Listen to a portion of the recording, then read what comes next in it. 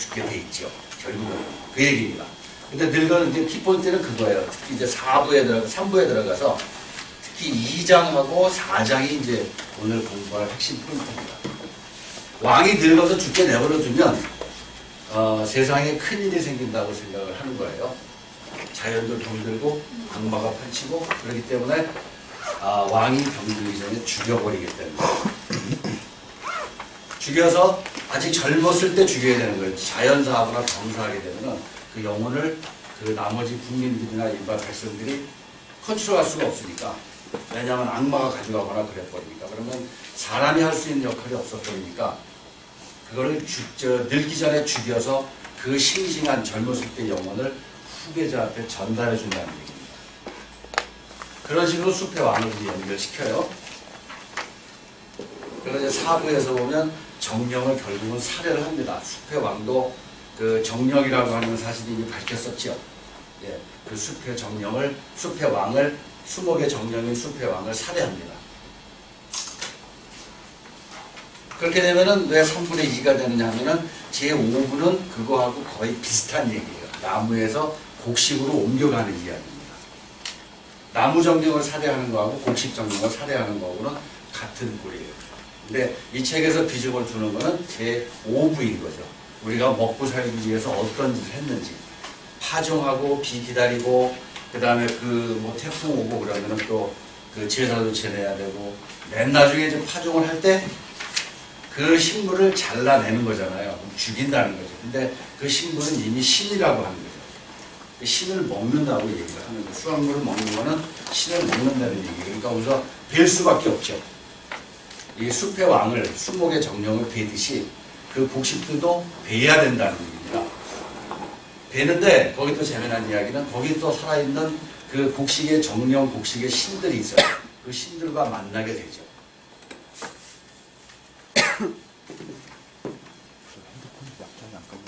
그 신들이 이제 각가지 모습으로 나타나요. 근데 예전에 그 사람의 모습으로 나타났었죠. 나무 정령이.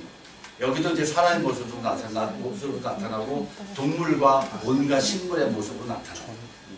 단적인 얘기로는 별을 빌 때 거기에 나타난 동물과 신인 거예요. 조우하게 돼 있어요. 그런 동물이나 신들과. 그런 얘기를 하고 있고 이제 7부로 넘어가면 6부는 속죄양은 진짜 가장 많이 여러분들이 알고 계시는 것들이에요. 그래서 간단하게 넘어가고 이제 7부에 가면 황금가지하고 숲의 왕이 연결이 됩니다. 비로소 이제 황금가지 얘기를 합니다. 그러면 그렇게 되고요. 그래서 오늘 이제 2, 3부를 끝내고요. 다음 주에 4부, 5부를 4부는 대충 건너뛰어도 되고 5부에 이제 중점을 둬서 수업을 하면 됩니다. 그리고 1시간 정도 영화를 보고요. 2편 정도 지옥의 묵시록하고 다른 영화 좀 있습니다. 그런 영화를 좀 보고 나머지 이제 8과 9, 10 정도는 6부하고 7부 이렇게 수업을 끝내면 진도 나갑니다. 여기까지 나가니까 황금가지를 한번 읽으신 겁니다. 이게 그 이제 수업을 하려고 이제 이걸 요약을 하다 보면 좀 요약을 참 잘해놨다 생각이 들어요.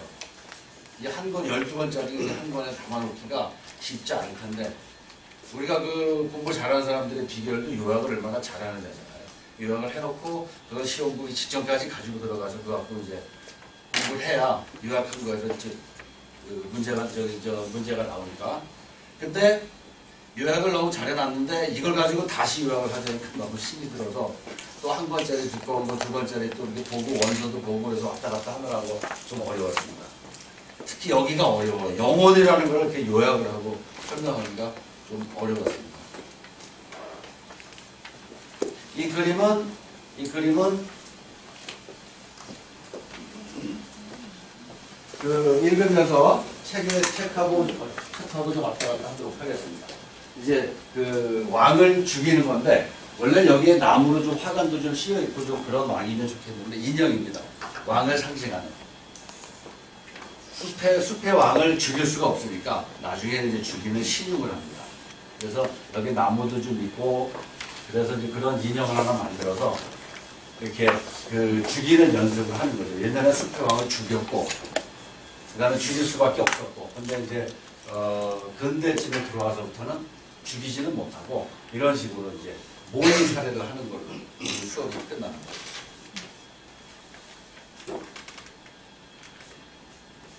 여기다가 이제 오늘 이제 그 예전에 공부했던 걸 따지면 여기까지 수목 정령의 사례까지. 그 다음에 그 사례하는데 영혼과 영혼의 위기하고 수목 정령의 사례하고 여기까지만 하면 이제 그 책에 아까 말씀드렸던 대로 3분의 2 정도가 끝납니다. 많이 달려왔어요. 첫 시간, 그 다음에 신의 왕, 인간신, 그 다음에 주술. 여기 주술이 지금 빠져있나요? 요거를 채우느라고 제가 주술을 뺀 것 같아요. 이제 영혼 얘기하고, 주술 얘기하고, 이제 숲의 왕의 영혼이 이제 위기에 찾아오고, 그래서 보호하기 위해서 터부를 세우고, 이제 수목 정령을 살해하고, 왜 살해하느냐? 전에 저거 똑같아요. 왕과 왕비로 세워서 번식력이라든가 이런 거를 주술을 건 거죠. 농사가 많이 잘 되게 해주시라고 주술을 건 것처럼 이 수목정 정도 죽이는 이유는 죽여야 또 새로 부활하고 봄에서 가을까지 왔다가 가을에서 새로운 겨울 지나서 새로운 봄을 맞이한다는 생각을 한 거죠. 그리고 이제 그 숲의 왕을 가지고 이제 쓴 소설이 하나 있어요. 그건 지난번처럼 이 타임에 10분, 15분 정도 또 요약을 해서 읽어보고 우리가 알고 있는 숲의 왕하고 소설에서 어떻게 좀 바뀌어 있는지. 우리가 알고 있는 숲의 왕이라고 하면 저때 영화에서 보면 죽이는 거잖아요. 후임자가 전임자를 죽이는 거잖아요. 근데 이 책에서는 그걸로 끝나지 않고 아주 그 기가 막히게 상상력을 동원하고 그 많은 자료들을 엮어서 계속 이제 다른 이야기들을 해나갑니다. 이런 정도 이야기를 하게 되면은 우리가 알고 있었던 영화에서 알고 있었던 황금가지의 숲의 왕하고는 또 달라요. 그보다 훨씬 더 범위를 넓혀나가요. 그러니까 황금가지를 잘못 알고 있을 경우에 충분히 알고 있지 못할 경우에는 전임자가 후임자한테 살해당한다는 그것만 있는 건데 그거를 가지고 다른 얘기를 하는 거예요. 나무정령, 수목정령. 그 다음에 뒤로 가서 곡식정령에 대한 이야기를 숲의 왕에서 그 전임자가 후임자한테 살해당하는 그걸 가지고서 그런 이야기들이 계속 이어나가는 겁니다.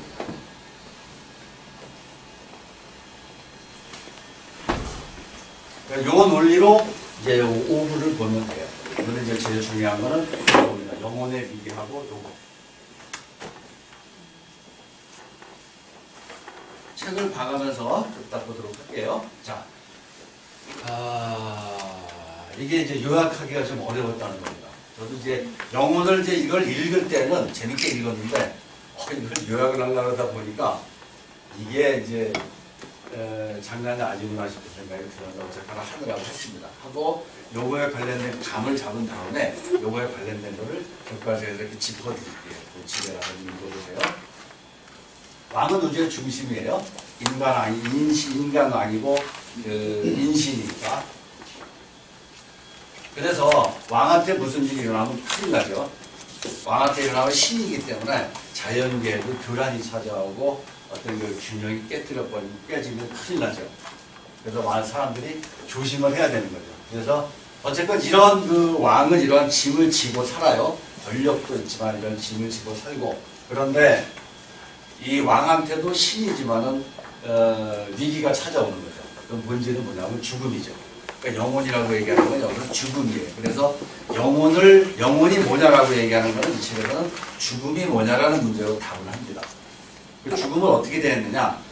자는 거, 그 다음에 그 수면 이런 것들은 영혼이 사라진 거라고 생각하는 거예요. 그러니까 영혼 이걸 죽음이라든가 할 데 없는 거예요. 그러니까 여기서는 죽음이라고 생각을 하는 겁니다. 그래서 영혼이 이제 이탈하면 큰일 나니까 이걸 이탈하지 않도록 조심해야 되는 거죠. 영혼에 대한 이야기가 쭉 나오고 좀 지나면 이제 이 터부에 대한 이야기가 나옵니다. 영혼을 어떻게 생각했느냐? 마네킹이다. 똑같다. 마네킹이 그 영혼과 육체가 정신하고 그 사람의 정신, 영혼하고 많이 닮아있다. 그래서 비대한 것과 여인 것도 있다. 옛날 사람들이 이렇게 생각을 한 거죠. 그러니까 짐이 무겁고 그 짐이 무겁다는 것은 영혼의 위기가 찾아오고 영혼의 위기라고 하는 건 죽음과 직결되고 그래서 이제 터부를 세워서 왕을 보호하는 거죠.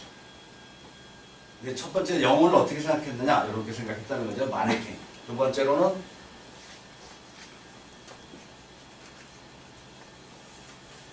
이제 영혼이 이탈을 한다는 것은 어디였더라? 예. 영혼의 이탈과 초혼은 영혼은 입이나 콧구멍을 출입을 하고요. 영혼은 새라고 생각하기도 하고요. 꿈과 영혼이 구분이 되지를 않았어요.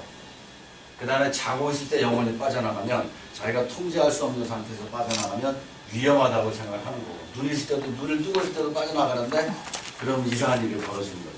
눈 뜨고 있을 때 가위 눌려보신 분은 그런 거 기억하실 텐데, 낮에 눈을 멀쩡히도 뜨고 내 영혼이 날아가는, 그래서 나는 없는 듯한 그런 거를 많이 경험들 해보셨죠? 저는 그런 경험들을 많이 했습니다. 가위 눌리는데 낮에도 걸려요. 그냥 뭐 일을 하다가 갑자기. 요즘은 좀 괜찮은데 예전에 젊어서 특히 많이 그랬습니다. 근데 그게 많이 살면서 힘들었는데 그런 것들이 이제 수호조 쓸 때 많이 도움이 되기 위해서 수호조 속에 많이 집어넣고 많이 위안을 찾았습니다. 그 다음에 이런 것들이 무서운 거죠. 영혼이 망령이라든가 악마라든가 마법사들한테 의해서 억지로 이탈당하고, 유기하는 것도 악마의 짓이고, 마법사도 말이 겹치죠. 예. 한 2개 정도는 써야 될 것 같은데 이 책에 있는 걸 그냥 갖다 오느라고 그랬습니다. 그 다음에 이렇게 이탈하고, 그 다음에 영혼에 대한 얘기를 다시 해요. 원래 이게 2번으로 갔으면 좋겠는데 영혼 얘기를 마저 하고 그 다음에 1로 왔으면 좋겠는데 책의 순서를 그냥 따랐어요. 그래서 이걸 2번으로 했다가 3번으로 했었는데 다시 바꿔버렸습니다. 다시 얘기 나옵니다. 영혼에 대한 얘기. 아까 마네킹이라고 했었고, 물에 비친 자기 모습이나 모습도 영혼이고, 무지개나 이런 것들은 영혼을 잡기 위해서 마법사가 펼쳐놓은 그물이고, 그 다음에 물이나 거울에 비친 모습에 영혼이 있다고 생각하는 것은 많은 실화에서도 이렇게 등장을 하죠. 이거는 뭐냐 하면 책을 좀 볼까요? 조금만.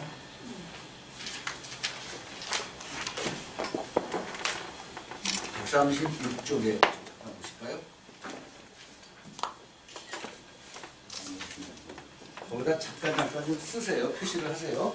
예, 구분을 좀 해놓겠습니다. 예, 136쪽에 5번째 줄에 보면 더 정확히 말하면 이렇게 시작되는 부분 있죠? 그것을 저는 이 마네킹으로서 영혼으로 나눴습니다. 그 다음에 10번째 줄 정도 내려오면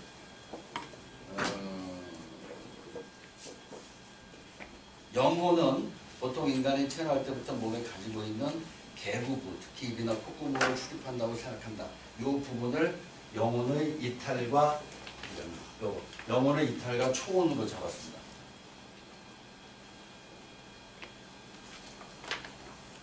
그 다음에 쭉 나가다가 139쪽에 가면 나눠지는 데 있죠? 패러그래프 나눠지는 데 있죠? 거기가 3번으로서 이겁니다. 그림자 혹은 영상으로서의 영혼. 대충 이거는 이제 알고 계신 것들이기 때문에 여기서 읽을 필요는 없을 것 같고요.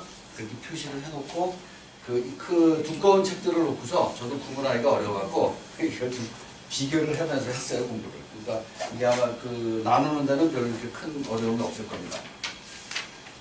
그렇게 보는데 별 큰 틀린 건 없을 거예요. 그 중에 이제 136쪽에 보면요, 136쪽에 아래 패러그래프를 보면 알겠습니까? 136. 그러니까 2번 영혼의 이탈과 초혼, 그거에 대한 예를 든 건데, 영혼을 제가 읽어볼게요. 영혼을 막 날아가려고 하는 새처럼 여긴 경우도 많다. 영혼에 대해 이러한 생각의 흔적이 많은 말 속에 남아있으며 시나 노래에서는 비유로서 지금도 사용되고 있다. 미개인은 아주 진지하게 그렇게 생각했고 현대에서도 그렇게 생각하는 사람이 많다. 자바에서는 어머니가 아기를 처음으로 땅바닥에 내려놓을 때 닭장에 넣고 닭을 부르듯 꼬꼬댁하고 말한다. 또한 서보르네오의 실탕이라는 지방에서는 누군가가 격심한 고통에 시달리거나 큰 위험에서 간신히 빠져나오거나 위험한 장거리 여행에서 돌아왔거나 엄숙한 맹세를 할 때 그 사람의 친척이나 친구들은 꼬꼬댁 혼이여라고 중얼거리며 누렇게 물들인 쌀을 그 사람의 머리에 뿌린다. 이해가 잘 안 돼요. 그래서 이게 왜 이해가 안 되지? 그러고 이제 원문을 찾아보니까 이런 정도의 말을 집어넣어야 되겠어요. 요걸 어디다 집어넣냐? 1번 어디다 집어넣냐면요. 4번째 줄에, 지금 읽었던 데서 4번째 줄, 그렇게 생각한 사람이 많다. 그 다음에 자바에서는 말레인이라는 예를 하나 들고 자바로 넘어갔으면 좋았을 것 같아요. 왜냐하면 여기에 날개 달린 새인데 영혼이, 날개 달린 새한테 쌀을 주면 영혼이 돌아온다고 믿었다는 말을 거기 해줘야 그 다음 문장이 이해가 되겠더라고요. 이걸 프린트 나눠드릴 수도 없고 간단하게 해보시죠. 쌀을 주면 영혼이 돌아온다고 믿었고 도망간 영혼을 쌀을 주면 다시 돌아올 수 있다고 믿었다. 이 말이 들어가 줘야 그 패러그래프 이해가 되겠어요. 그 다음에 맨 마지막에 누렇게 물들인 쌀을 그 사람의 머리에 뿌린다. 요거 다음에 이 말을 집어넣어줘야 이게 자체적으로 이해가 되겠더라고요. 읽어보시고 간단하게 그냥 메모를 하시죠. 그러면 필요하시면.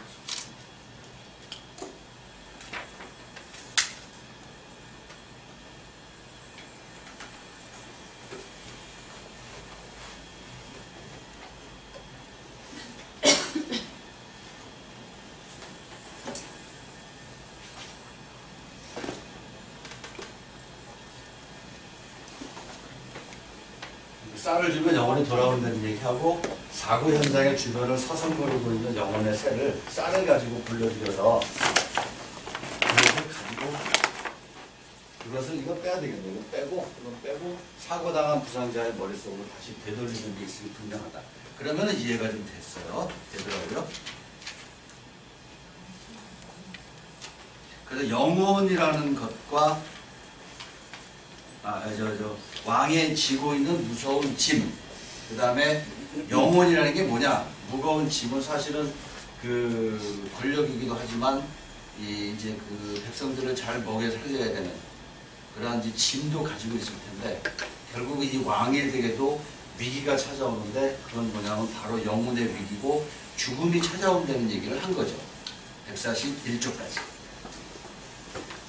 그 다음에 이제 3부로 넘어가면 터부가 나오죠. 네, 지난번에 그 두 번째 시간인가요? 터부 조금 했었고 거기서는 잠깐 나왔었는데 여기서는 상당히 깁니다.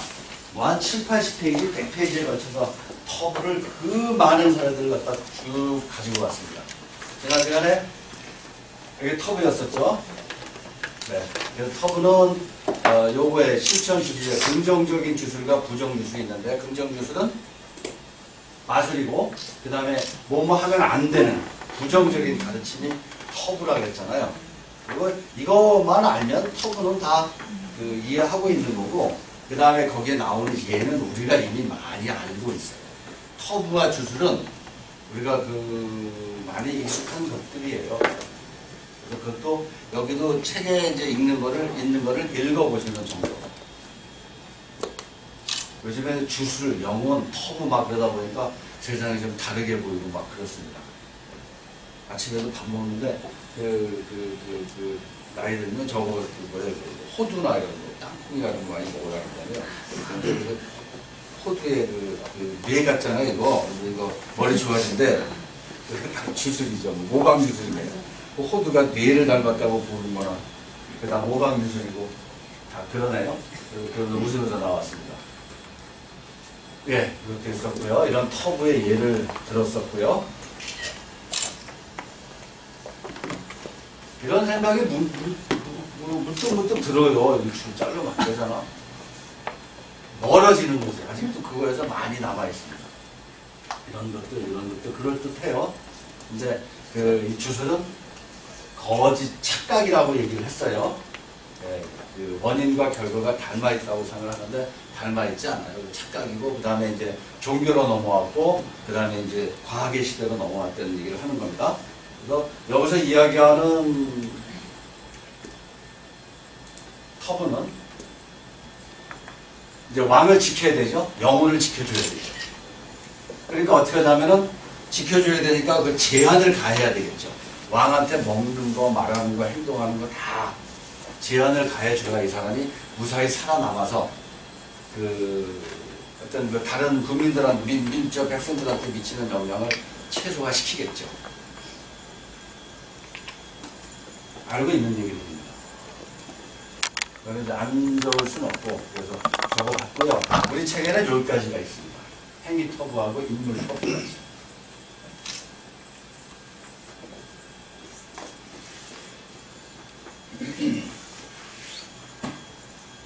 이방인에 대한 두려움이 컸던가 봐요. 무섭겠죠. 아까도 잠깐 말씀드렸지만 곡식 정령을 이제 나중에 뵐 때도 거기 그 안에 살고 있던 무슨 갖가지 동물들, 여우, 늑대, 뭐 하다못해 고양이까지 신이라고 생각을 했던 거고 얼마나 두려워요. 사람이 제일 무섭잖아요. 특히 또. 그래서 행위 터부하고 인물 터부인데 요거는 어디 있느냐면은 이제 읽어보면 이방인과의 성교, 식사, 얼굴 노출, 뭐 외출에 관한 터부, 음식물을 남기는 거 등등에 대한 터부가 여기 줄줄이 적혀져 있습니다. 어디 있느냐면 142쪽을 좀 보실래요? 142쪽의 하단부에 보면 왕에 대한 터부는 위험을 부르는 모든 원인으로부터 왕을 멀리하게 하려는 목적을 가지고 있다. 그 다음에 다음 쪽으로 넘어오면 세 번째 줄에 이방인인 거예요. 이게 행위 터부예요. 거기가. 써놓으시면 아까처럼 있습니다. 그러니까 써놨던 것처럼 마네킹으로서의 영혼, 영혼의 이탈과 초혼, 그 다음에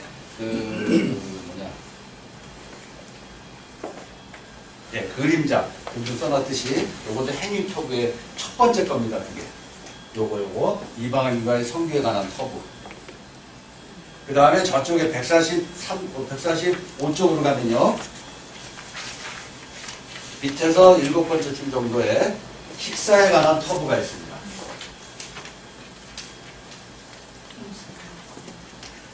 그 다음에 요것들은 우리 책에는 지금 없어요.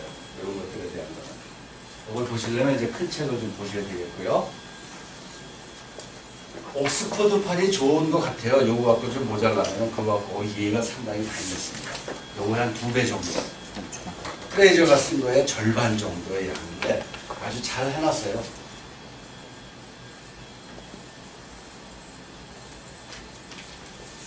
그 다음에 이제 그 146쪽으로 가면은 7번째 줄인가요? 그게 이제 인물 투표입니다. 인물에 대한 터부. 어떤 일을 하지 말아야 되는 거죠. 밥 먹을 때 뭐 하지 마. 우리도 많이 그래 쩝쩝 빼지 마라. 다리 떨지 마라. 동작한다. 제발 좀 주저 좀 떨지 마라. 그러면 이제 그 다음에 한 가지만 먹지 마라. 등등 다 터부인 거죠. 얼굴 막 노출시키면 안 되는 것도 터부이고. 그 다음에 인물 터부인 거죠. 중요한 혹은 조금 경계해야 된다고 생각하는 인물들에 대한 터부인 거죠. 추장과 왕 당연히 있겠죠. 그 다음에 복장사라고 하는 거는 이제 사람이 죽으면 시체를 만지고 시체를 관리하고 시체가 옆에 있잖아요. 그러니까 그 사람들도 조심해야 된다는 거. 월경 중인 여자와 산모, 전사의 터부, 살인자의 터부. 우리 책에는 요걸 많이 다뤘습니다. 사냥꾼과 어부의 터부, 세드나입니다. 그 세드나는 나중에 이제 그 동물 정령할 때도 중요한 역할을 하고 그래서 요건 이따가 책에서 한번 쭉 읽어보겠습니다. 147쪽으로 가면은, 그러니까 146쪽에 첫 번째 거부터, 인물 터부의 첫 번째 거부터 시작해서 이게 나와요. 그 처음에 나온 게 이거예요. 추장과 왕의 터부. 이 책하고 그 옥스퍼드판 이거에 2배 되는 책에는 저기가 없어요. 중간 목차가 없어요. 근데 자세히 되어 있는 거는 프레이저가 한 권, 두꺼운 거 한 권, 우리나라에 2권으로 번역된 거에는 거기에는 목차가 있어요. 그걸 보면 지금 이거 보는 것보다는 좀 쉬워요. 아, 이렇게 나눠져서. 저도 일일이 그걸 찾아보고 비교하면서 나눴습니다. 제가 좀 편하게 보려고. 그 다음에 147쪽에 가면 중간에 내려오면 또 거기 패러그래프가 새로 시작되죠. 미개인은 성스러운 족장이나 왕이 이 족족발의 신비로운 뭐 등등 이런 얘기하고 그 다음에 밑에 세 번째 줄에 가면 이런 얘기 나옵니다. 월경 중인 여자 이런 얘기 나옵니다. 그 다음에 하나만 더 할까요? 다음 쪽에 보면 148쪽에 밑에서 5번째 줄에 보면 전사의 터부가 나옵니다.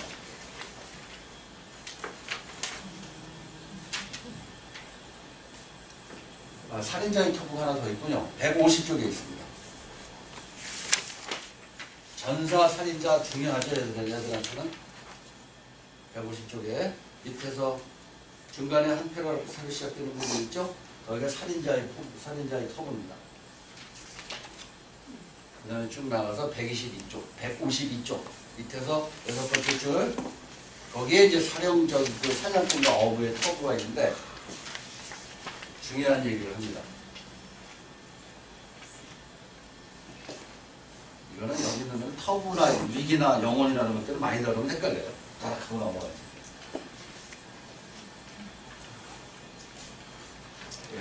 세드나 그 이름을 좀 찾아봤습니다.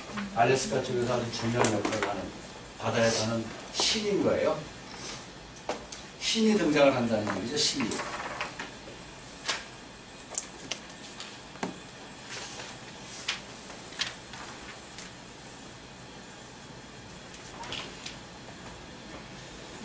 동물에게도 영혼이 있어요.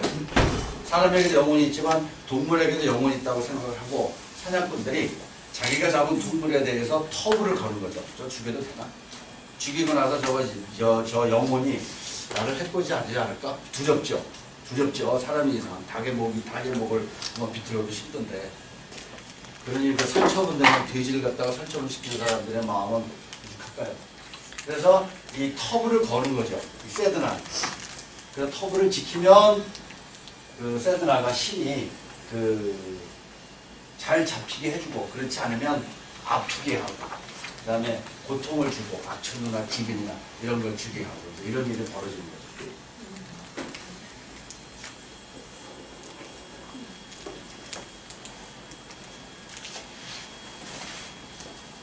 이 얘기 잠깐 하고 가야 돼요. 동물도 마찬가지로 영이 있다고 생각을 했고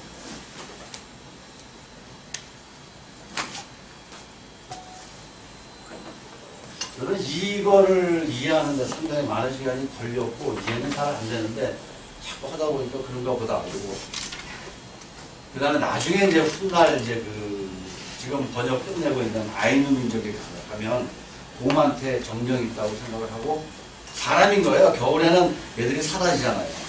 그 사람이 겨울에 곰이 있는 곳에 들어가서 곰하고 결혼해서 살고 애기들도 낳고 올 때는 다시 또 그 곰의 탈을 쓰고 나타나는 거죠. 인간의 마을에.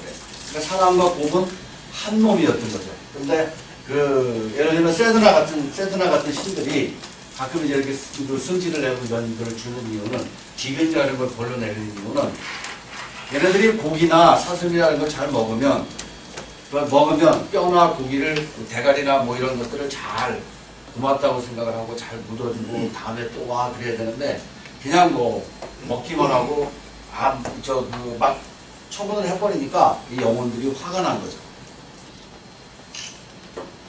그래서 세드나가 그런 식으로 하면 인간들한테 앞으로 물고기건 사슴이건 주지 말자. 그래서 이제 기근을 내리는 거죠.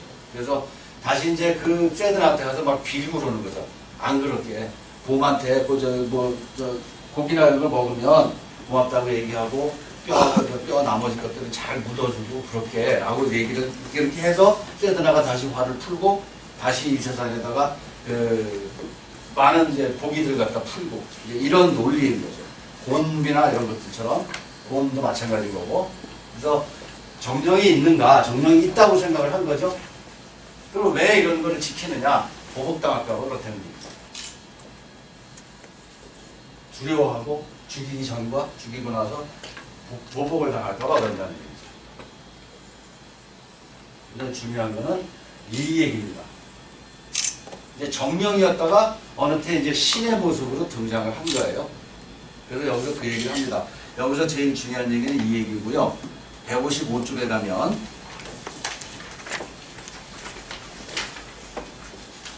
밑에서 7번째 줄에 그게 중요합니다. 이런 터부를 통해서 정령 숭배가 종교로 이행되는 과정을 볼 수 있다. 이런 규칙은 원래 정령 숭배에서 시작된 것이며 여러 가지 종류의 정령이 서로에게 좋은 감정과 나쁜 감정, 공감과 반감을 가졌을 것이라고 생각해서 비롯된 것이다. 그것을 확실히 보여주는 흔적이 그런 규칙에 남아있다. 터부죠. 그런데 인간이나 동물의 영혼의 위나 배후에서 강력한 여신이 지배하고 있다는 생각이 생기면서 어두운 그림자가 드리워지게 된다. 어두운 그림자가 이게 모르겠어서 원문을 찾아보니까 오버 섀도우예요. 섀도우 앞에 오버가 붙고 ing를 붙였거든요. 아 이거는 이렇게 해석해야 될지 그 다음에 그 앞뒤 문맥을 여러 번 읽어도 어떻게 해석해야 될지가 참 어려워요. 그 형용사가 오버 섀도잉. 무슨 말이 들어가면 좋을까요? 여기 생각이 작으면서 어두운 그림과. 그래서 사전을 여러 개 찾다 보니까 도움을 주는 이런 뜻도 있더라고요. 섀도우가 이렇게 아마 거기다가 그림자를 줘갖고 그건 내가 보고 거냐, 내가 보고 갈게 이런 말이 있어서 그런 뜻일 수 있겠는가. 아주 제일 지금 읽은 것 중에 어려운 형용사를 만났습니다. 형용사 자체가 그렇게 어렵지 않은데 문맥으로 봐서 어떻게 해야 될지 오버섀도잉. 그래서 어쨌거나 신이 이 터브를 통해서 뭐뭐 하면 안 돼. 뭐뭐 했다가는 셀드나 신이 화를 내. 누군가가 있다고 생각을 하다 나중에 신으로 간 거죠. 그래서 정령이란 물고기한테 있나? 바다 표범한테 있나?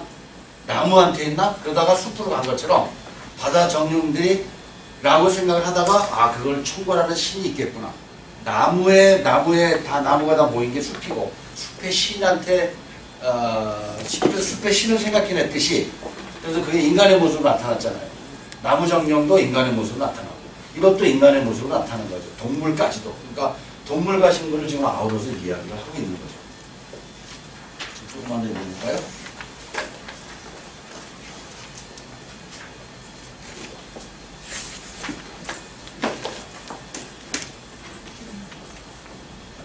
여러 가지 터부는 단순히 영혼의 기호에 맞추어서 만들어진 것이 아니라 오히려 여신을 달래는 수단이라고 여기는 정도가 강해지게 된다. 이렇게 자연에 두었던 행동규범의 기초를 그때부터 초자연에 두게 된다. 결국 자연계에 존재하는 실제의 희망과 상상 속의 희망을 대신하여 오늘 이게 잘 됐더라고요. 이것만 갖고 잘 모르겠어요. 여러 번 비교를 해봤는데 이제 사람의 세계에서 사람의 희망과 염원이나 이런 게 아니라 신의 의사가 뭘까? 신이 뭘 바랄까? 그것이 옳고 그름을 판단하는 척도가 됐다는 얘기죠. 살아있는 모든 것은 서로 직접 관계가 있다는 생각이 밑바닥에 깔려있는 미개인의 터부는 본질적으로 바뀌지 않았지만 표면적으로는 종교적 또는 초자연적 구성력을 가진 윤리 기준으로 바뀐다. 터부가 그렇게 됐죠. 못 맞지 마라 그러다가 나중에 굳어지는 거죠.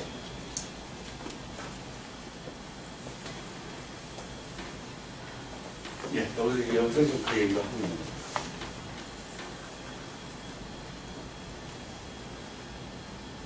물고기 신 닮았죠? 그림들이 참.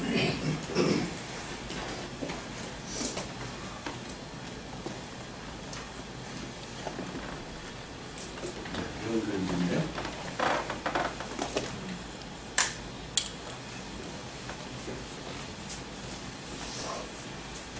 이게 지금 그 내용이 딱딱한 게 영혼에 대해서는 이런 그림을 아마 찾아도 없어요. 영혼에 대한 거 그런 걸 그림을 좀 찾아서 붙이면 좀 덜 지루할 텐데 앞에 우리가 공부했던 영혼의 위기나 이런 것들은 거기에는 조금 그림이 있는데 그렇게 썩 다가오는 그림은 아닌 것 같아요. 저기 있는 그림은 155쪽에 있는 그림은 감옥이죠. 영혼을 감시하는 걸까요? 왜 그 그림이 들어와 있을까요? 궁금해서 다른 거 그런 대로 이해가 되는데.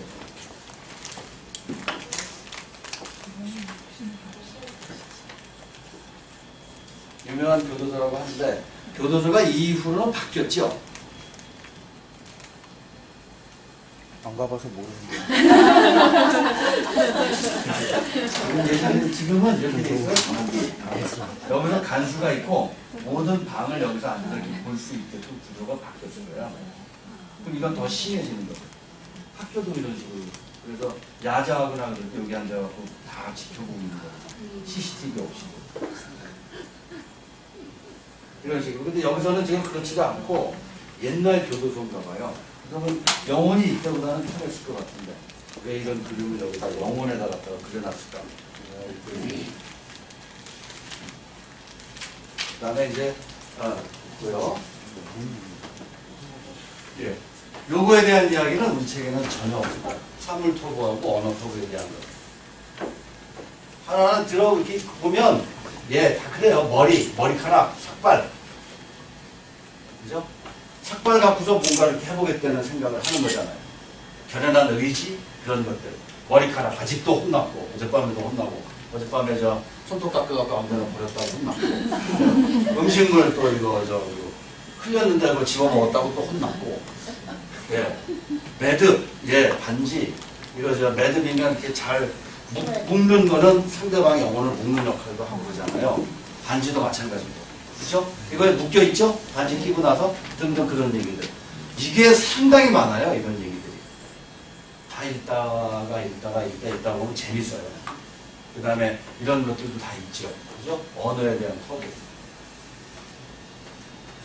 예를 들면 이 신의 이름 같은 경우 신이 이름 안 알려줘요. 알려주면 큰일 난다고 생각을 하는 거예요.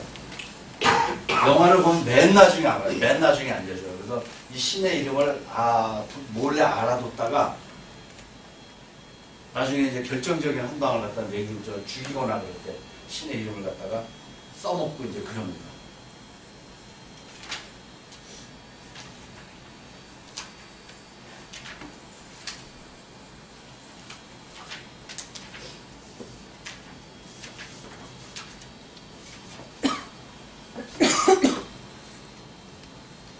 예, 하나만 136쪽 좀 잠깐 보겠습니다. 136쪽에 보면 조금 아까 2번 나눠놓은 부분이 있죠. 영혼의 이탈과 초원. 그 위에 줄에 보면 하지만 때로는 인간의 영혼이 인간의 모습을 취하지 않고 동물의 모습을 취한다고도 생각했는데 거기에 대해서는 나중에 설명하겠다.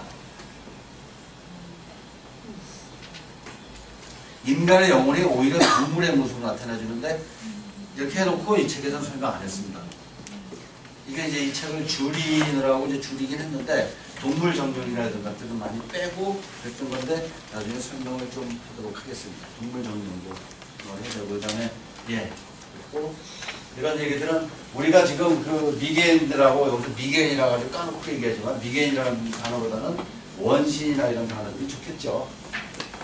근데 결국 우리가 사는 것들도 다 이런 터부나 지식에 의해서 우리가 살아왔잖아요. 그 사람들을 무시할 수가 없다는 얘기죠. 우리를 나중에 뭐 100년 지나면 얼마나 우리를 미개하다고 생각을 할 수 있는 그 사람들이 달의 뒷면도 못 가보고 가봐야 뭐 태양계도 못 벗어나고 그때쯤 되면 화성에 가서 많은 사람들이 이주를 하고 있을까요? 아유 이렇게 내다보면서 그렇겠죠. 아유 저기서 어떻게 오글오글 살았어. 그런 식으로 생각들을 하겠죠. 그러면은 우리가 바보는 아닌 거잖아요. 여전히 이 사람들의 길을 바톤을 이어받고 후손들한테도 바톤을 이어주고 있는 과정인 거지. 여전히 이런 소리를 하고 있는 거고. 이걸 또 과연 나쁘다고만 얘기할 수 없는, 이 사람은 나쁘다고 얘기했지만 중간까지 착각이라고 얘기했지만 과연 오히려 이런 것들이 일상사가 되고 그 화제거리가 되면서 재밌었던 시절이 있었는데 오히려 이런 것들이 사라지면서 너무 이성만을 강조하다 보니까 재미가 없어진 거예요. 저만해도. 자꾸 그러는 회의가 들어요. 나는 자꾸 마음은 감성이라는 걸 요구하는데 여기서 자꾸 이제 몸만 하지 마라 자꾸 강요를 하니까 그 충돌이 저는 너무 힘들어요. 그냥 내버려 뒀으면 좋겠는데 내버려 둘 수는 없죠. 혼자 사는 사람 아니니까. 얘기 좀 하고 조금만 더 하다가 쉬도록 하겠습니다. 이제부터는 조금 좀 이제 진짜 중요한 진도를 좀 뽑아야 됩니다. 163쪽으로 가겠습니다. 161쪽에 이제 그 강의하고자 하는 내용이 다 들어가 있어요. 한번 읽어보겠습니다. 161쪽. 미개인들이 왕을 이런저런 형태로 신과 동일시했기 때문에 프레이저는 왕이 자연의 일부이며 자연 운행의 중심이라고 여겼던 예를 들어 자연과 왕의 연관에 대해서 더욱 명확하게 설명하고 있다. 2부 영혼의 위기와 토부에서는 살아남은 왕에 대해서 서술했는데 여기서는 숲의 왕처럼 신의 모습을 한 인간이라고 여겨진 왕의 죽음에 대해서 다루고 있다. 다음 겁니다.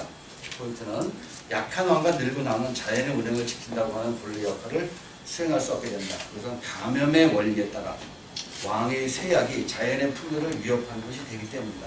우리는 왕에게 엄청나게 기대고 살잖아요. 가장한테도 기대고 살고 선조들한테도 기대고 사는데 왕한테 기대고 사는데 왕이 약해지면 지금 이런 고민들을 많이 하시죠?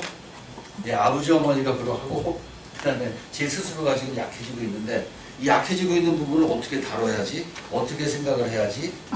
이제 어머니 아버지는 저기다 이제 보양원이라는 게 보내기 좋은데 내가 갈 때는 어떻게 되지? 등등 이런 생각들을 하고 그럼 여기서는 치라는 얘기죠. 자연의 풍요를 위협하는 거니까. 결국 왕은 후계자에게 왕위를 물려줘야 된다. 그 계승자는 왕을 죽임으로써 자기가 왕으로서 임무를 수행할 힘이 있다는 것을 보여준다. 그건 또 모방의 원리다. 숲의 왕은 인간의 모습을 한 참나무의 신이며 그 왕이 계승자에 의해서 죽어가는 것은 식물의 죽음이라는 자연계의 질서를 반영하는 것이며 자연계를 존속시키기 위한 것이다. 왕은 돌아가셨다. 새로운 국왕 만세. 많이 격죠 사실. 새로운 대통령 뭐 만세라고 얘기할 수는 없고 만세 그러면은 그런 이제 저기가 되니까 이런 일이 사실은 많이 벌어져요. 자, 진도 좀 나와보고 하시고 됐습니다.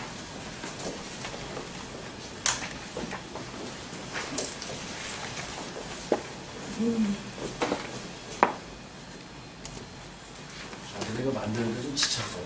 영혼을 옮겨서 이렇게 하는 이게 가능한가 하는데 계속 투덜투덜대고 시간은 다가오고 한번 똑같은 거 나왔어요. 5시쯤 잠깐 잠깐 싶은데 30분 누워있는데 또 잠이 안 오잖아요. 각성상태가 지속됐으니까. 느껴지시죠? 제가 좀 버벅대고 있는 거 느껴지시죠? 이해해 주세요. 네.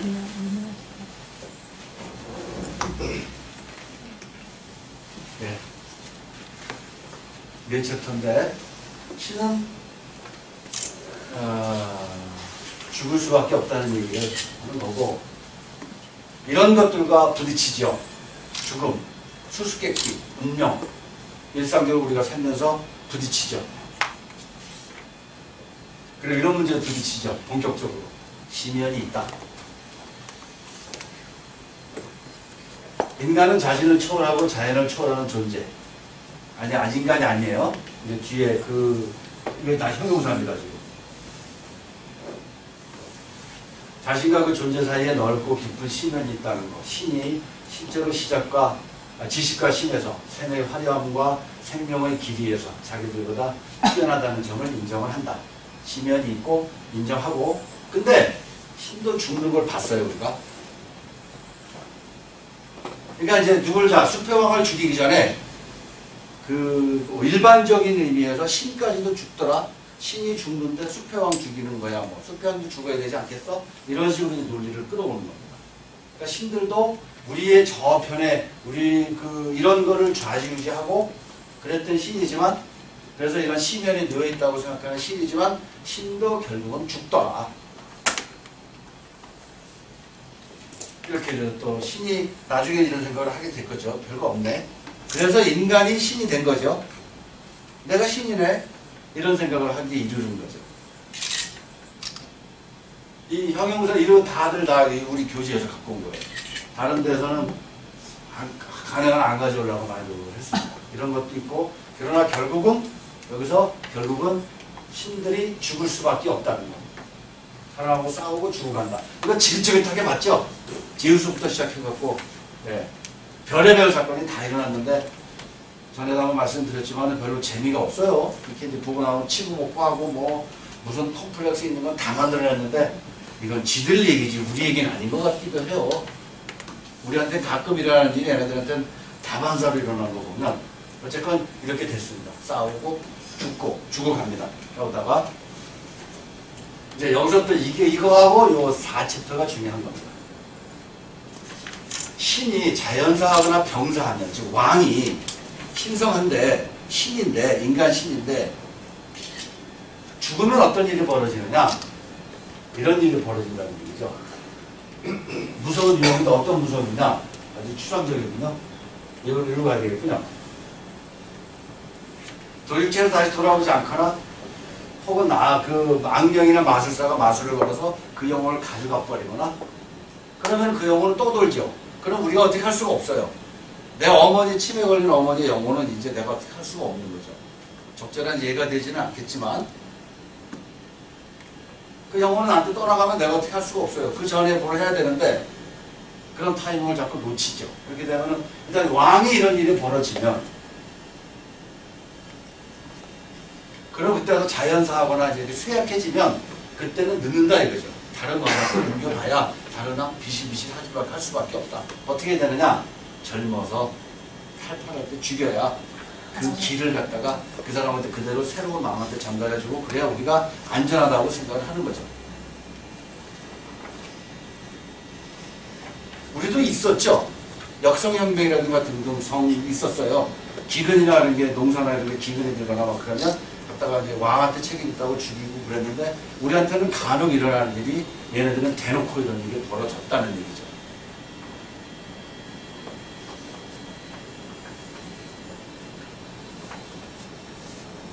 환경가지가 사실은 이런 얘기들까지 이어지면서 삶 속으로 깊숙이 파고들어갖고 자꾸 생각을 하게 만들어요. 예, 이제 얘기가 나왔네요. 제대로 된 원인이 나왔네요. 예, 지금 그 1, 2번이라는 것들이 앞에서 한 것들이 좀 뒤죽박죽 돼 있어요. 그러니까 이게 옮기는 하고 옮겼는데 이 말이 너무 이게 옮기기가 좀 어려웠던 거예요. 이해를 좀 해주시고요. 그러니까 이 얘기 하려는 거예요, 이 얘기.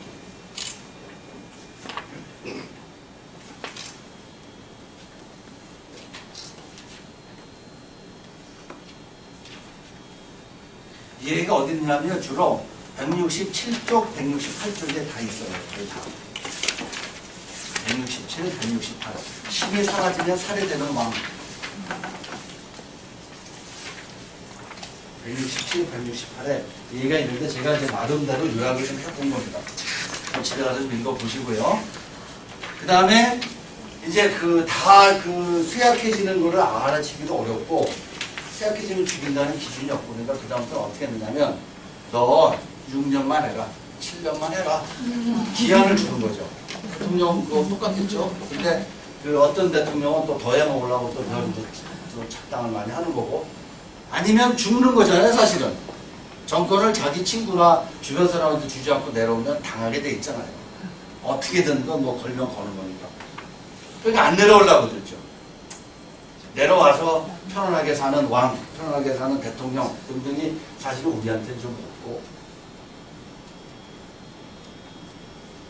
임기를 주는 거죠. 임기인데 짧은 왕, 짧은 기간밖에 또 안 주고 그 다음에 보면 임시왕이 나오고 예. 그 다음에는 왕을 또 다 그때마다 죽일 수가 없으니까 임시왕을 만들어서 임시왕을 죽이고 자기는 다시 왕 노릇하고 이런 것들이죠. 임시왕, 가짜왕, 명목상의 왕을 세우고 얘들한테 뭐 며칠 동안은 모든 권력의 맛을 다 보게 해주는 거죠. 왕의 노릇으로. 그래서 이 왕이 그 권력을 가지고 그 엄청난 인간신으로서 죽지 않으면 가짜라는 걸 들키잖아요. 그렇겠죠? 그러려면 그 왕을 왕답게 생활하게 한 다음에 왕으로서 죽여야 임시왕을 죽이는 효과가 있겠죠. 그냥 3일 동안 온갖 권세와 향유를 누리다가 그냥 죽어버리면 아무것도 아닌 거죠. 그 왕이 죽을 때 이렇게 죽게 해버려도 이렇게 해야 되니까 그래야 왕이 죽었다 그러고 나한테 주는 사람들이 착각을 하겠죠. 왕이 죽었으니까 이 왕은 더 있어도 돼. 이런 걸 하겠죠. 그러니까 다 작당한 거겠죠. 안 죽으려고. 왕이 아들들이 많이 수난을 당했죠. 친자식들이 아버지에 의해서 많이들 거꾸로 친자식들한테 엄마 아빠가 또 죽임을 당하는 경우도 숱하게 벌어졌었고 우리 더 컴플렉스, 엘렉트로 컴플렉스나 오디푸스 컴플렉스나 다 그런 얘기 드리고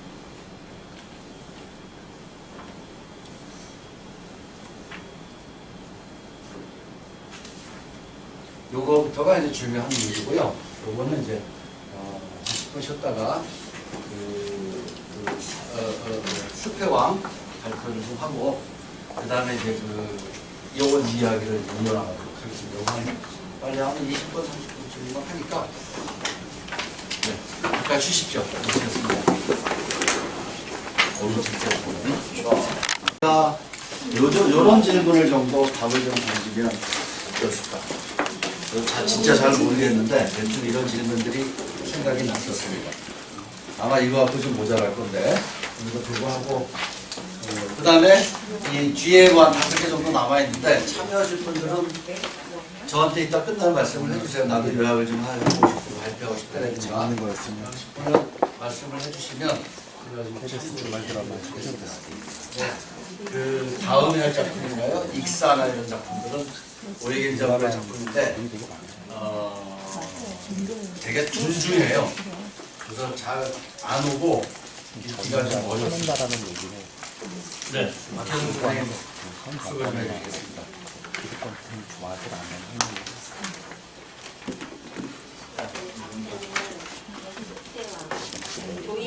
넘어갈 많이 먹을지 뒤에 인물 구성 뒷장에 2페이지 인물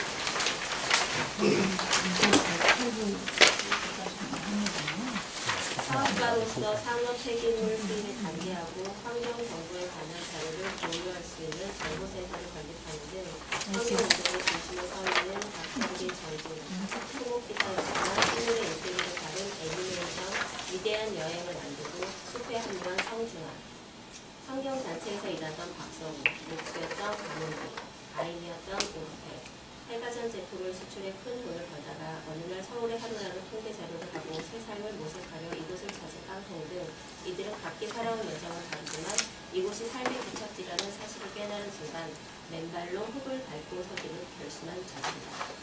황기훈 기자는 중간에 한두 번 등장한다.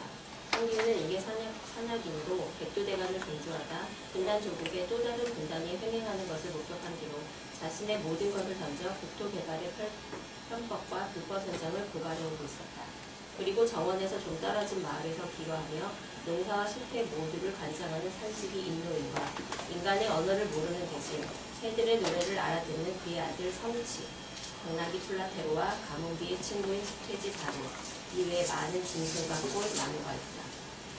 한편 초청 강사의 강연은 매우 뜻깊은 시사점을 던져주며 그는 또 에피쿠로스의 정원과 숲의 왕을 연결시키는 발언을 한다. 에피쿠로스의 정원에 이어 황금가지와 숲의 왕에 대해 굉장히 언급된다. 이곳의 삶은 단조롭다. 빛이 있는 동안은 누구나 함께 일을 하며 새벽이나 해가 진 뒤에는 각자 자유롭게 보낸다. 밥과 국, 두세 가지의 반찬으로 식사를 하며 육식은 피하고 물과 과일이 유일한 간식이다. 숲과 사람과 짐승이 한데 어우러져 아무런 차이가 드러나지 않는 이곳에서는 말없이 주고받는 시선으로 공감이 가능하다. 외모도 이들의 삶과 식탁처럼 정갈하다. 정지우는 보통 사람보다 2, 3도쯤 체온이 낮아 보일 정도로 안색이 창백하지만 차갑게 느껴지지 않는데 그 이유는 눈과 입 언저리에 새겨진 장주인들이 웃음에 숨길 수 없는 곡선을 드러내고 있기 때문이다. 그는 거의 속삭이듯 말을 하지만 그러면서도 뜻이 정확하게 전달되는 목소리를 가지고 있다. 음성은 부드럽고 물처럼 듣는 사람을 감싸는 데가 있다.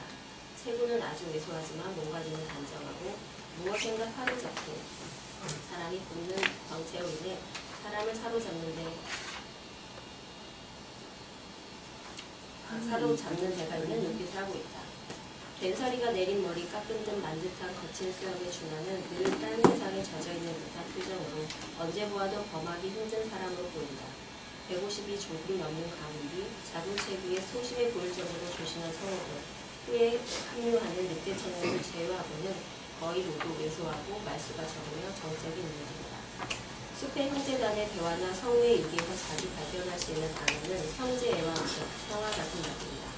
사람들 사이에서는 물론이고 동식물과도 공존하면서 느낄 수 있는 감정을 형제애와 우정으로 표현하면서 여러 사례들을 인용하고 있다. 가령 정지우는 에피쿠로스에 대해 우정을 존중했던 사람이라면 다음과 같이 표현합니다.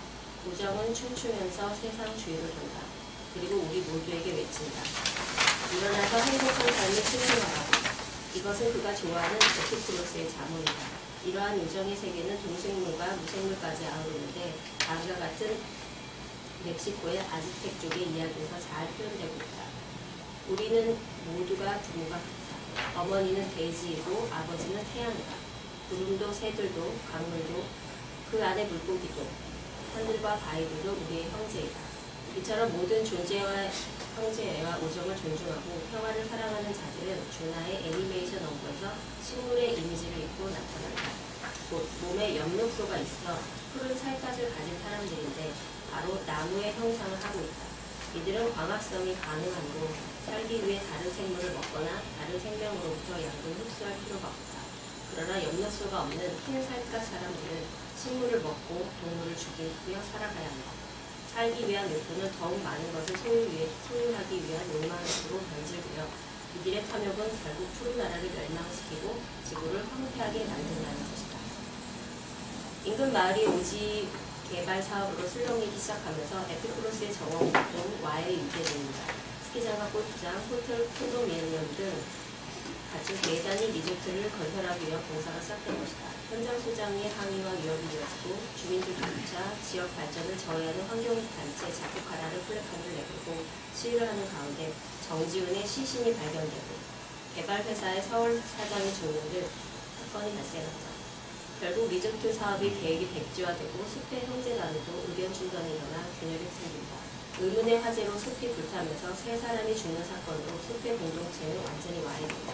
이에 맞서기 위해 숲의 형제단은 정원의 생일날 산신제, 나무를 위한 우경제, 개발의 무모함을 알리는 퍼포먼스, 성명서를 낭독하고 산탈 부적을 붙이는 등 의식을 계획한다.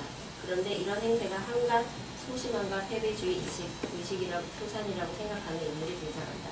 6세 청년이란 별칭을 갖고 있는 그는 정원의 계획이 소도축업자들에게 맞서 무조항 운동을 벌이는 힌두교를 갖다고 비하하면서 정원을 지키려면 구체적인 행동이 필요하다고 주장했다.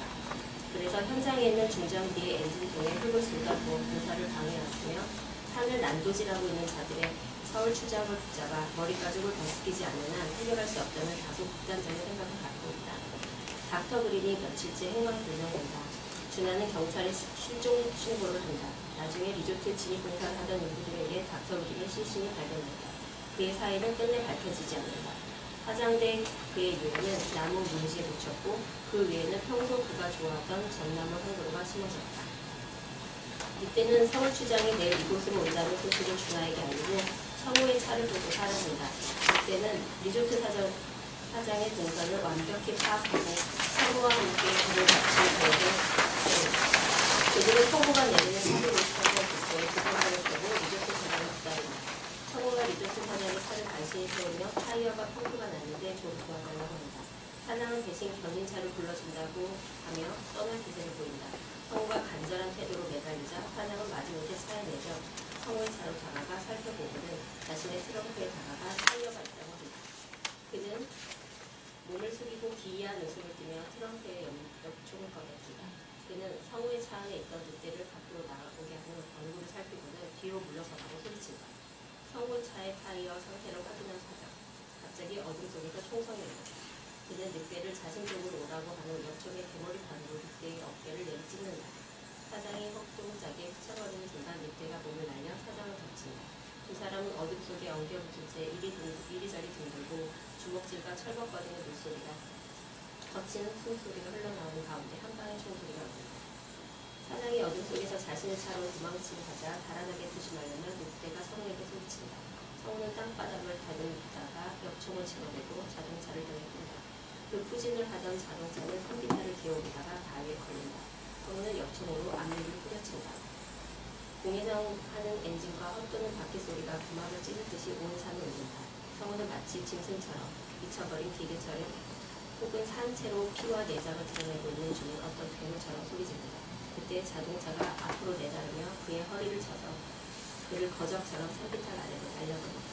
그리고는 왼쪽으로 쓰러져 강한 금속성을 내며 5m 정도 미끄러지더니 그 속도의 힘을 그대로 지닌 채 계곡 아래로 굴러떨어진다. 이 소설은 성우와 준하의 시점에서 부차적으로 진행된다. 마지막에는 황 기자와 임노인의 진술로 끝난다. 황 기자는 임노인으로부터 받은 준하의 두 번째 작품을 소개하는 것이고 또 임노인은 숲의 왕으로서 숲의 새로운 재건을 위해 노력하는 장면을 보여주는 것으로 소설의 대매를 장식한다. 정지훈의 죽음은 숲의 왕으로서의 희생으로 볼 수도 있다. 그러나 소설은 그의 죽음을 의문사 처리함으로써 명확한 언급을 피한다. 그 대신 현실적으로 숲을 가꾸고 지키는 자가 숲의 왕이라는 사실을 소설 끝에서 암시한다. 곧 홀로 남은 산지기 임노인이 검게 타버린 정원을 다시 일으키기 위해 땀 흘려 일하는 모습에서 진정으로 숲을 아끼고 사랑하는 자가 왕이라는 사실을 보여주고 있는 것이다. 임노인은 불에 타 죽은 나무를 위로 새싹이 움트는 것을 보며 자연의 소생력과 치유력을 발견한다. 도토리 하나리 잿더미 속에서 딱딱한 껍질을 벗고 견과류의 속살을 두 쪽으로 나며 그 틈으로 연두빛 뾰족한 싹을 밀어 올리고 있는 모습에 놀람을 금치 못한다. 곧 죽은 나무들이 죽으면서 끝나지 않고 다시 숲을 부활시키는 거름이 되는 것을 보며 희생의 진정한 의미를 깨닫게 되는 것이다. 그리고 봄이란 죽음을 견디고 그 위에서 새로이 탄생하는 것임을 역시 깨닫는다. 그날 밤 벌어졌던 모든 것을 목격한 유일한 인물인 성치가 자살하다.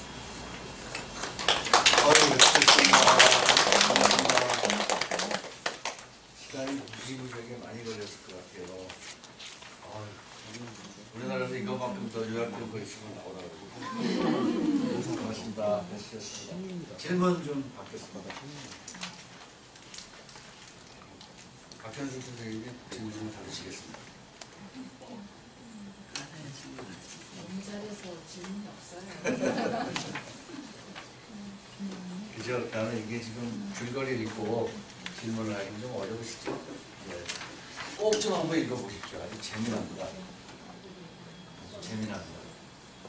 재미없는 부분은 있는 게 사는 얘기는 별로 없어요. 뭐 피자 먹을까, 뭐 커피 먹을까, 커피 뭐 먹을까, 뭐 오늘 컨디션 어때? 뭐 이런 얘기는 없어요.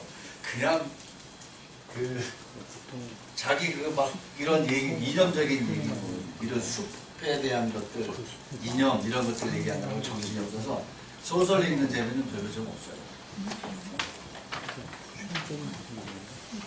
그 소설에는 게 아니고 뭐 무슨 커피 먹을까 그러다가 아웅다웅하고 이러는 이야기인데 갈등은 물론 큼직하게 하나 잘 잡고 있고 숲의 왕을 우리가 지금껏 알고 있는 것 그다음에 거의 이제 다 개념을 이해를 했는데 여기서 하고의 차이점은 뭘까요? 이게 질문이 혹은 이게 이해가 되실까요? 이거 한 시간 정도 얘기하면 진짜 어려워요. 다른 작품들도 다음 시간에 오일겐자브라 같은 것들은 꼭 한번 읽어보시죠. 저도 좀 여러분들 의견도 좀 듣고 싶고 처음을 듣는 거죠. 아니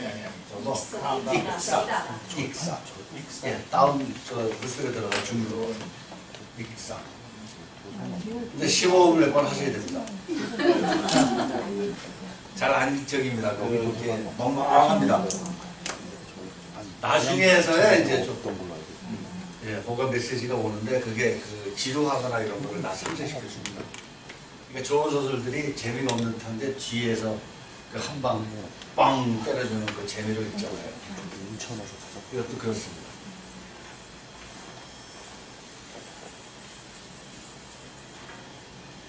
숲의 왕을 갈아야 되지 않겠느냐? 아 죄송합니다.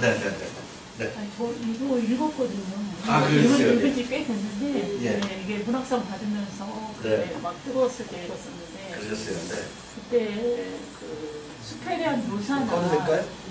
숲에 대한 묘사나 그 나무에 대한 묘사나 이런 것들이 되게 탁월했던 걸로 기억해요. 예, 탁월합니다. 기가 막힙니다. 그런 게 조금 맞습니다. 가미가 되면 이래서 숲에 대해서 이렇게 빠지고 미치고 숲에 환장하는 거 아닌가 조금 더 어리가 되지 않을까 그런 생각이 듭니다. 예. 그걸 잘하고 네, 사실 가장 귀중한 걸 우리가 뺏기고 사는 거잖아요.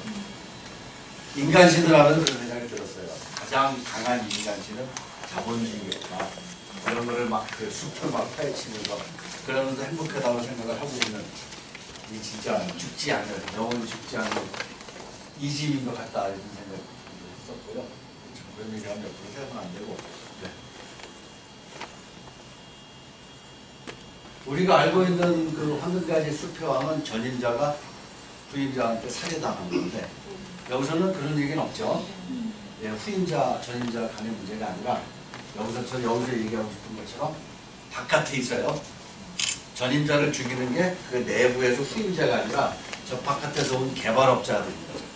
그러면서 큰 차이점이 있어요. 근데 그러니까 황금가지 그걸 가지고 오긴 했는데 적을 바깥으로 만들어 놓은 그런 구조가 아닌가 그런 생각이 들어요. 그죠? 그리고 두 가지 방법을 생각할 수 있을 것 같아요. 숲의 왕을. 내부에서 후임자가 있느냐, 그 후임자가 바깥에 들어오느냐. 일본 애들이 이런 논리로 갖다가 그 한국을 조선을 식민지화했다면,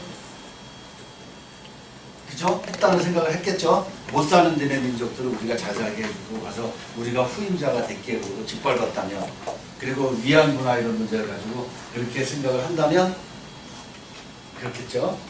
네, 그런 정도 생각을 좀 해봤고요.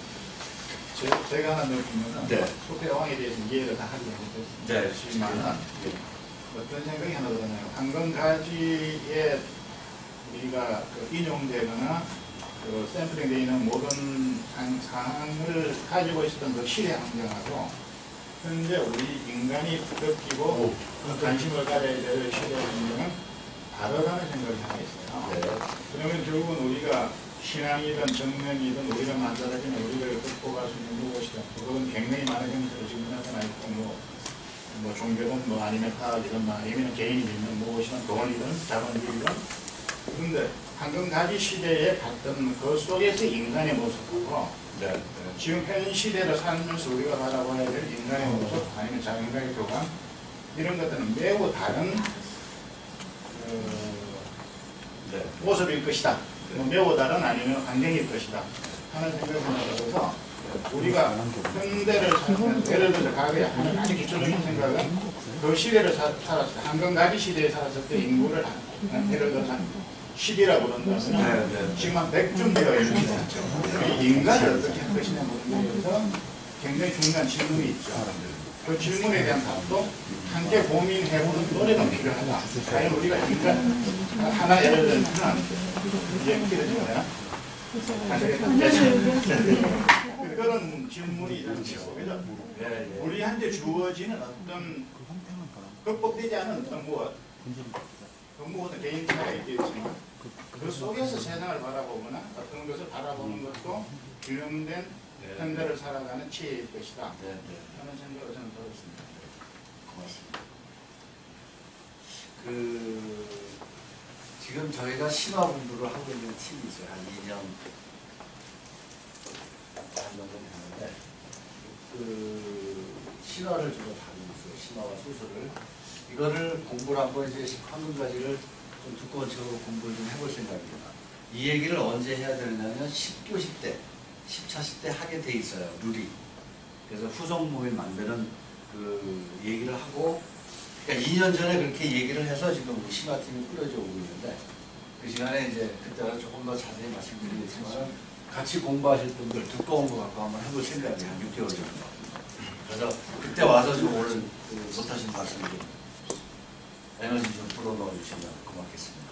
저한테 말씀 좀 해주시고요. 한두 분만 초청을 드리겠습니다.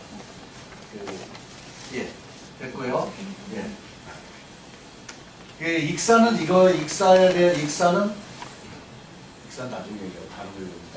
그 다음에 살해당한 사람이 당연히 다르겠죠. 황금가지에서는 살해당하는 사람이 전임자, 후임자에 관련된 얘기고, 그래서 그게 죽이고 사는 문제가 아니라 자연과의 어떤 교감 이런 것이 더 그런 것들 때문에 이걸 읽는 재미가 큰 거죠. 풍성함을 우리한테 주니까. 그래서 죽어가는 자연에 대해서 소생을 시키는 어떤 생각까지 연결시켰으니까 여기서는 좀 다르죠. 그다음 이것도 그렇죠. 인도인이 맨 나중에 나와서 내가 숲의 왕인가라고 얘기하는 거는 원래 황금가지의 숲의 왕이 아니면 완전히 다른 거죠. 이건 없는 거죠. 그러니까 이런 것들은 거의 중심 부분은 갖다가 적용을 시켜서 했음에도 불구하고 이런 면에서 좀 차이를 보이지 않을까. 이건 창작자의 자유겠지요. 그리고 사실은 창작자의 자유일 겁니다. 이런 식으로 좀 이렇게 써보는, 그래서 우리가 공부한 숲의 왕이 어떻게 변형되느냐 이렇게 보는 것도 그때 때문에 얘기 들었습니다.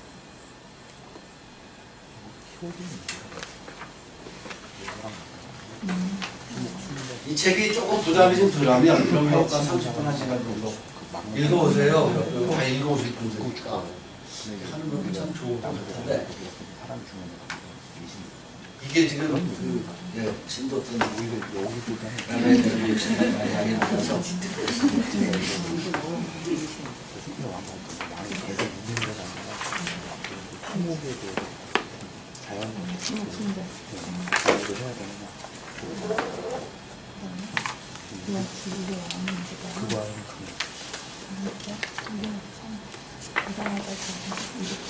네, 이제 마지막 작품입니다. 수목의 정령을 살아야 돼. 이 얘기하려고 지금 여기에 그러니까 우리가 지금껏 5번에 걸쳐서 공부한 내용은 사실 이 얘기입니다. 이 얘기고 아까 잠깐 말씀드렸지만 4부, 5부는 이거에 대해서 중복이거나 조금 더 확대를 하고 다 이제 아시다시피 대메테르 신화예요. 4부, 5부는. 그러니까 이걸 하고 나면 4부, 5부는 그냥 같은 논리로 가기 때문에 좀 훨씬 쉽습니다. 그래서 그 중간에 영화도 보고 그런 친구들을 다 나갈 수 있는 그런 것 같아요. 희생양은 아까 말씀드렸으면 거의 살짝만 얘기하면 될 것 같고요. 자, 숲의 왕. 그죠? 5주에 걸쳐서 숲의 왕을 이렇게 하고 있으니까 이 책 이렇게 숲의 왕을 아직도 이야기하고 있으니까 이 책의 제 1부에서 이야기하고 있는 거는 제목을 좀 바꾸는 게 맞아요. 그죠? 주술과 왕이 계신 것은 안 되고 숲의 왕이 그때 이제 전임자가 후임자를 갖다가 후임자를 살해당한다는 이야기를 갖고는 안 돼요. 자, 복습해볼게요. 이 책에 있는 겁니다. 이런 존재죠? 왕이니까 나무의 정령이었고 나무의 숲의 왕이었었고 주술사이기도 했고 인간시이기도 했고 또 사제이기도 했고 구분되지 않았던 시절의 이야기죠. 이거를 이제 이 왕이 갖고 있다고 생각을 한 거죠. 신이니까. 그리고 신한테 가서 빌고 그랬던 거죠. 그런데 또 숲의 왕은 또 숲의 왕대로 왕이니까 후임자한테 살해당할 운명에 처해 있는 거죠. 이렇게 말해도 되지 않느냐 이거죠. 프레이저의 논리는. 되겠습니까? 그렇게 해도? 이 사람도 왕이니까 이렇게 해야 되는 존재가 아니겠느냐. 이 얘기를 하는 건데 이따가 여기서 한참 걸렸죠. 아, 이게 이런 논리로 넘어오면 이게 되나? 그 앞에 부분을 다시 쭉 이제 봤는데 그러니까 역시 그래요. 이 대단하구나 이 사람의 상상력이라고 하는 게 그 많은 자료를 갖다가 이런 상상력으로서 이렇게 풀어나가 엮어나가는 그게 대가겠구나. 어떻게 여기까지 갖고 오는가. 여기까지. 소설을 장편서를 읽다 보면 끊어질 때 이어지면서 가끔 그 멍하게 만들 때 있잖아요. 내용도 그렇고 상상력이라는 것들이 비약될 때 그런 것들을 느끼잖아요. 그러니까 그런 쾌감 같은 걸 제가 느낀 겁니다. 그러나 숲의 왕도 역시 죽어야 되는 알고 있는 얘기예요. 그죠? 예, 알고 있는 얘기예요. 조금 이따 그럼 왜 얘를 살해하느냐? 알고 있죠. 그죠? 이 책에서는 그러면 이런 존재인데 왜 살해를 해? 이런 질문까지 지가 던져요. 프레이저가 던져요. 그 다음에 이제 살해해야 되는 이유. 예전에 그 숲의 왕과 여신을 어렵게 우리한테 개념을 이해시킨 다음에 둘이 이제 신방 차려줬잖아요. 그래서 거기서 번식도 하게 하고, 번식인가요? 출산도 하게 해주고, 그 힘으로 농산물이 잘 자라게 해서 우리가 먹고 살도록.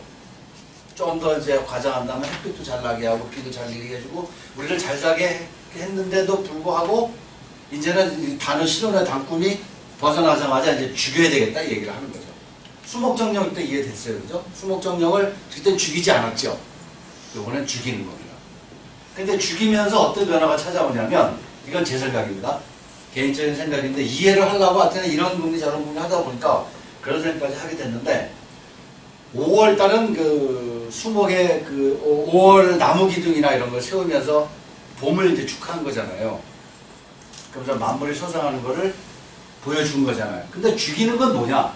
뭘까요? 왜 죽일까요? 알고 있어요? 언제 죽일까요?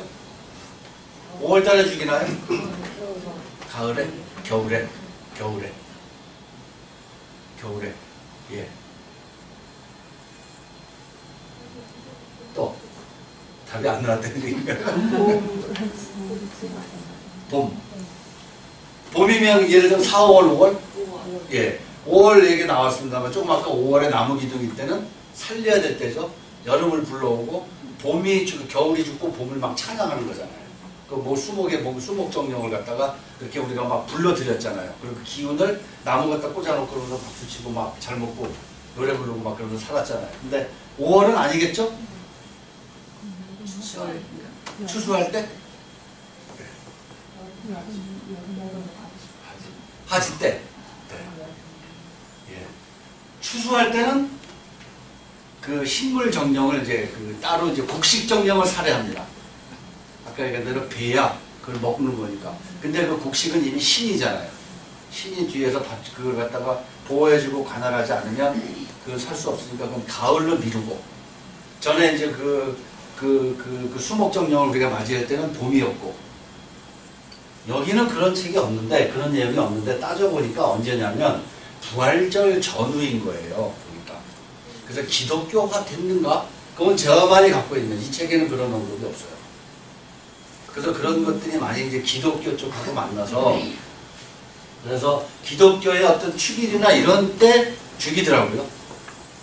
언제 죽여요? 죽이는 사건이 있었죠. 우리가 알고 있는 종교에서, 기독교에서. 그죠? 예. 부활절 전후에서 사순절도 있었고, 오순절도 있었고. 그건 좀 다 보여드릴게요. 저도 잘 모르는데, 그 찾아서 글을 만들어 본 겁니다. 그때 뭐 재해 수요일도 있었고, 막 그러잖아요. 그래서 예수님이 고난을 치를 때부터 이제 우리도 금식을 해야 되는데, 금식을 하면 이제 힘드니까, 그 전에 이제 며칠 두고두고 막 고기 파티 같은 거 왕창 먹어야 되는 거죠. 못 먹으니까.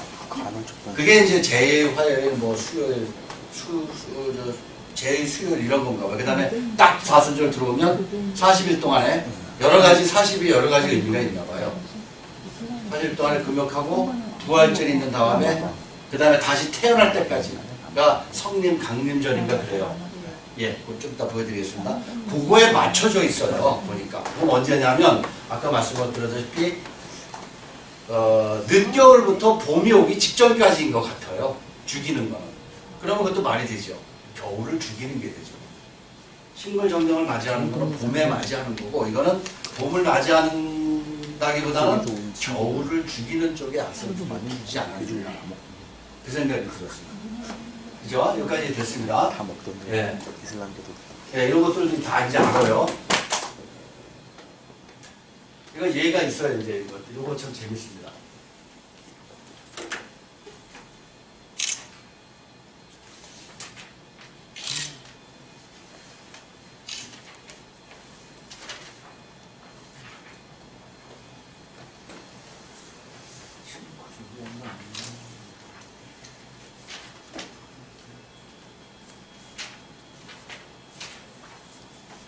실루코가 여기 있지 않나요?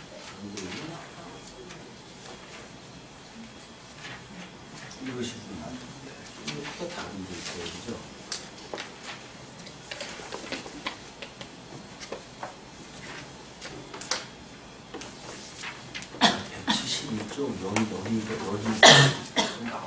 여기 있으면 안 돼요. 내용이 이제 거의 같으니까 제가 혼동을 한 것 같아요. 그러니까 거기에 이런 내용들은 들어있어요. 같은 개념입니다. 요거는 지금 여기에 들어가는 게 아니라 그 앞쪽에 172쪽 이쪽에 들어가야 되는 것 같아요. 그쪽에 좀 집어주세요. 왕의 사람. 네. 그러다가 이제 왕 대신에 대리인을 정기적으로 이제 살해하는 게 못 죽이죠, 이제. 옛날에나 죽였죠. 옛날엔 죽이는 게 신성한 행위라고 생각을 하고, 그래야 우리가 사니까. 근데 그다음부터는 못 죽이니까. 사람 죽이는 거 다 그런 거잖아요. 사람 고기 먹는 거. 그 사람들이 지금은 미개인이라고 그러지만은 그 당시엔 그 역시 신성한 거죠. 먹을 게 없는데 그거 살 좀 발라 먹기로 서니. 그 다음에 그것은 이제 또 신이니까, 또 우리 아버지고 조상이니까, 조상까지는 아버지고 그러니까 그걸 좀 먹으면서 아버지를 음미할 수도 있는 거고. 근데 시대가 바뀐 거죠. 네. 네, 시대는 근데 계속 또 바뀌죠. 어떻게 바뀔지는 모르죠. 바뀌고 있는 건 분명한데. 아이폰이 무서워지는 시대가 또 오겠죠. 이제 이런 것들을 얘기합니다. 처음에 성령 강림절. 이때 죽이는 거예요. 아까 처음에 보여줬던 그 인형이 거기다가 무슨 나무로 만든 화관이라는 걸 씌워줬으면 제대로 된 그림인데, 왕을 죽일까요? 목을 뺄까요? 배. 이런 식으로 성림 강림절에 죽이는, 예전엔 죽였는데 그 다음에는 이제 죽이는 연습을 이제 연극이라는 걸 통해서 하는 거죠. 성림 강림절 때. 그러니까 수목정령을 언제 죽이느냐, 이때 대표적으로 죽인다고 우리 책에서 얘기를 하는 겁니다. 네, 그 얘기가 188조입니다. 시간이 되면 뭐 한번 주고 같이 읽으면 좋겠지만, 188, 189. 앞에 얘기한 숲의 왕하고 수목정령하고 죽이는 얘기를 이제 합니다. 대단합니다. 189쪽을 좀 보시겠어요? 두 번째 패러그래프 보면 10번째 줄쯤이잖아요. 찾으셨죠? 189. 숲의 왕은 예전에 일정한 기간이 지나면 연명의 기회도 없이 살해되었다고 추론해도 좋을 것이다. 이 추론을 뒷받침해 주는 것이 숲의 왕과 비슷한 존재이다. 수목의 정령을 상징하는 인간이 주기적으로 살해되는 관습이 있었다는 증거를 제시하면 되겠다. 있더라. 북유럽 농민들의 촌스러운, 왜 이게 촌스러운지는 이것도 찾아봐야 되는데 형용사가 뭔지. 축제에 분명히 그런 관습의 흔적이 남아있다. 좀 이렇게 뭐 어설픈 축제 이런 얘기겠죠. 수목의 정령을 충전해서 살해하는 관습은 많이 있지만 그 가운데 가장 주목을 끄는 것은 보헤미아의 다음과 같은 일 것이다. 성림 강림제의 다음 모례인데 왕에게 나무 껍질로 만든 옷을 입히고 여러 가지 색의 꽃가리먼으로 장식하는 관습이 있다 등등등 해서 한 10번을 읽어봤는데 이게 우리 게 아니어서 그런지 잘 모르겠어요. 내용은. 그때는 죽인데요. 저도 보기선에서만 타협을 했습니다.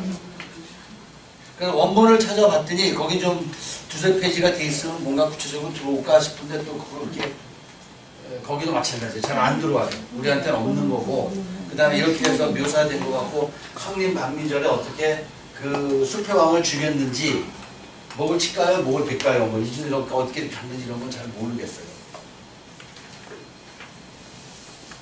혹시 여러분 중에 이거 아시는 분이 있으면 성림 강민절하고 좋겠는데 그렇게 공부하면 좋죠. 다음번에 성령 감리절 좀 해보세요. 발표 좀 해보세요. 그러면 저도 알고 돌아가면서 이렇게 하면 좋은데 그러지를 못하네요. 네, 이건 전에 공부했던 거죠. 네, 나무 정령이 나무에 박혀있다고 생각을 하면서 찾고 있다가 사람으로 등장을 했죠. 신이 사람이 돼버렸죠.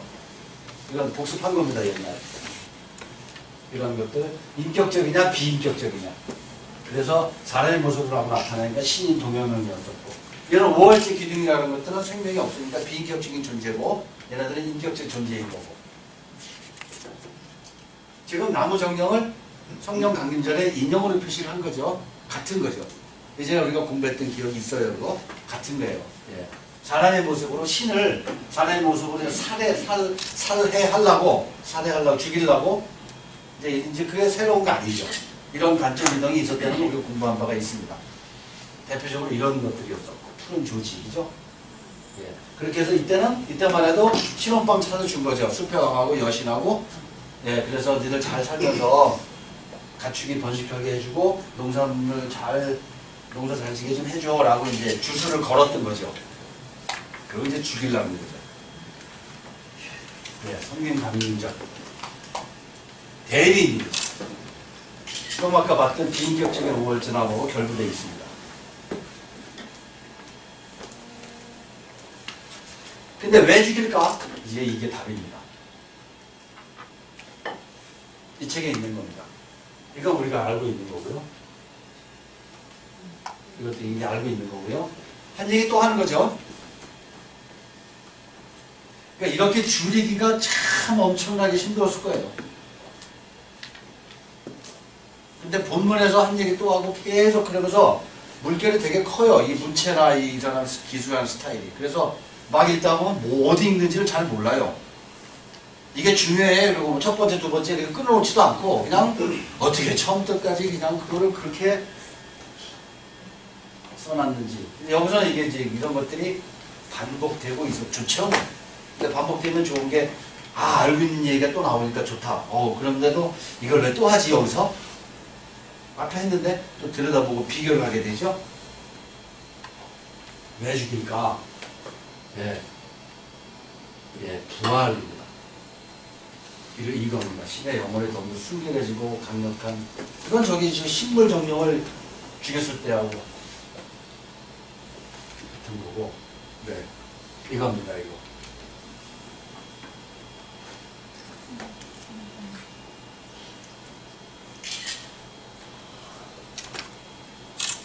앞에서 우리 이런 적 있죠? 이거 이 책에 있어요. 이거까지도.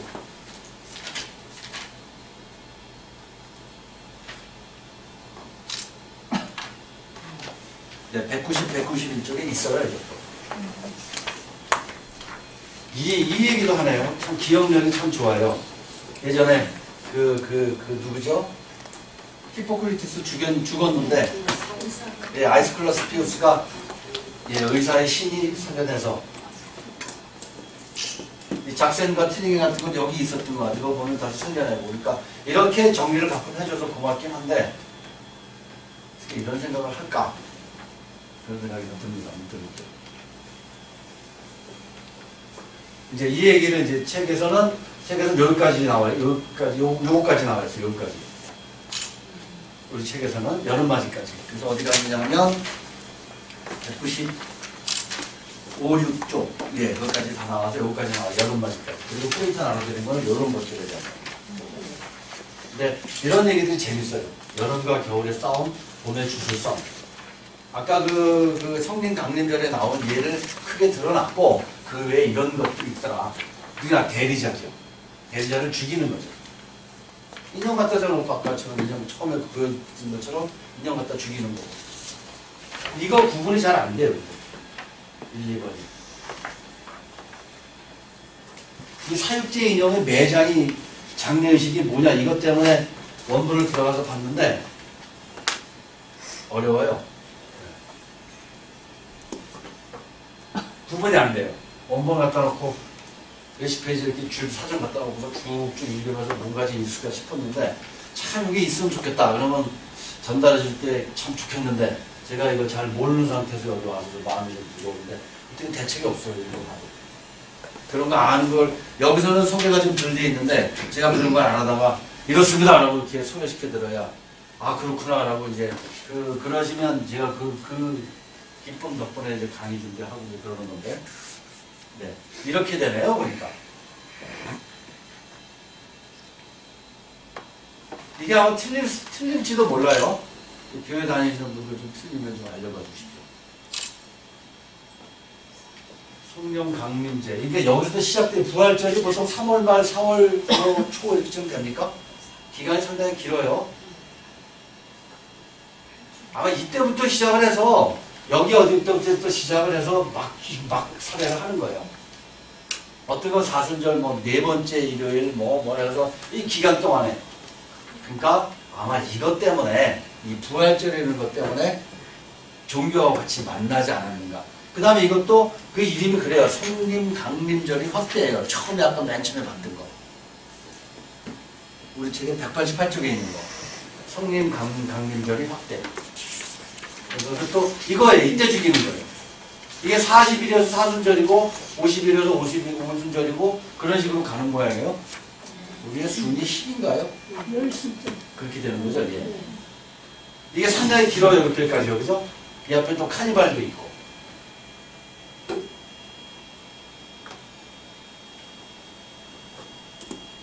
이때는 참회하고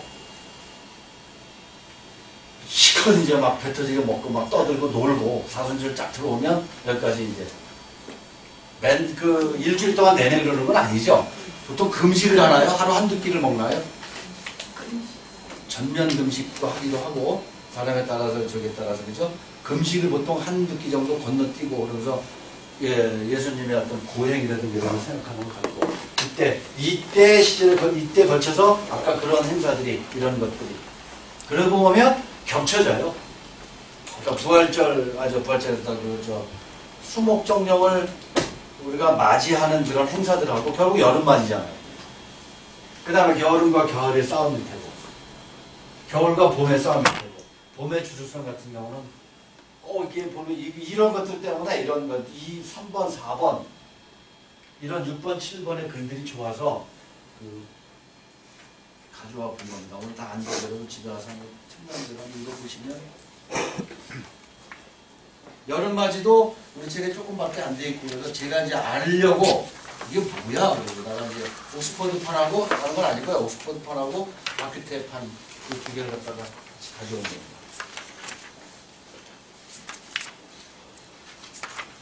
예, 이건 아까 이제 언제 치렀느냐 뭐 이런 얘기합니다.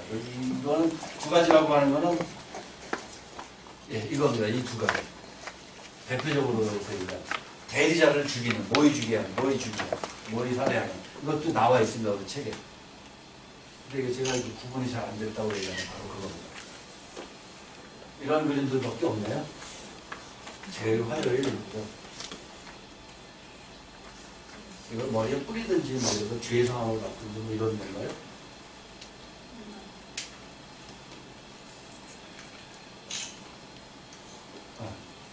찍으실 건 이런 거를 만들어서 아마 얘를 목을 치겠죠? 사육제 때 그 저기고 베니스라는 사육제는 대단해요. 보면 그림들이 이쁜 그림들이 너무 많은데 신 같아요. 네, 아주 화장들하고 복장들이 대단하고 그래 나중에 목을 칠까요? 뭐 여기에 뭐 적어도 있나요? 이렇게 나무나 뭐 이런 거를 좀 한 것도 있나요? 없죠. 네. 지역마다 좀 다르겠죠? 네. 파우피가카? 파우피가 있고요. 네, 193쪽에 두 가지, 아까 얘를 좀 아까 두 가지를 들었었죠? 이거 이 두 가지, 요거에 대해서 두 가지가 이렇게 나와 있습니다. 193쪽에. 예. 근데 구분이 잘 안 돼요, 그게. 193쪽 한번 읽어볼게요. 아직 설명하지 않은 유럽의 농민이 거행하고 있는 보험의 관습에서부터 시작하도록 하자. 이미 말한 관습 이외에 신격을 가진 존재 또는 초자연의 존재를 죽이는 신뢰를 내는 것.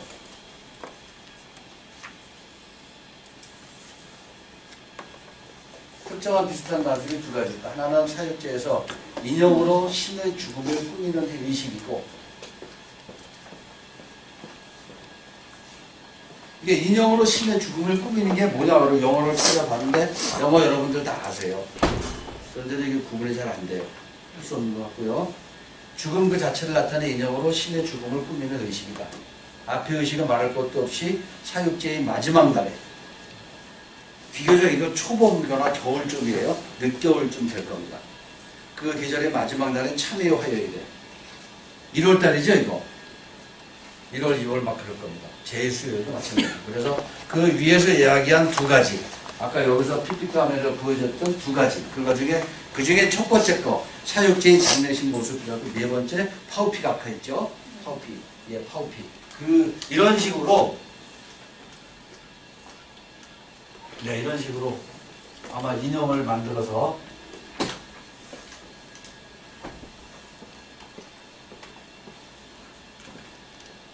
카니발입니다.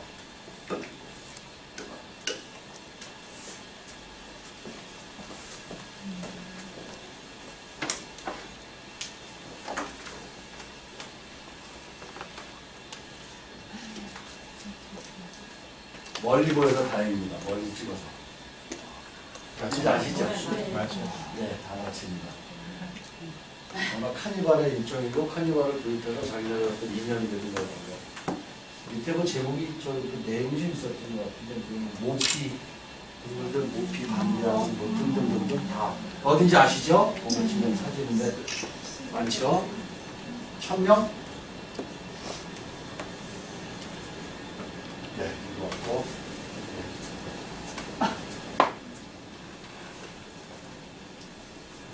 이제 일로 갑니다. 이거 이제 아까 초반에 서두에 말씀드렸지만 3분의 2 정도는 끝낸 거예요, 내용은. 이건 또 특히 아시는 내용이고, 데메테르 신화이니까. 우리 그 앞에 아도니스가 있는데, 아도니스는 탐무주예요, 사실은. 아시아 신화 쪽에 탐무주에서 시작한 건데, 탐무주 아시죠? 지하에 뭐 납병구하러 갔다가 갇혔는데, 올라가게 해달라고 하니까 그냥은 못 올라간다.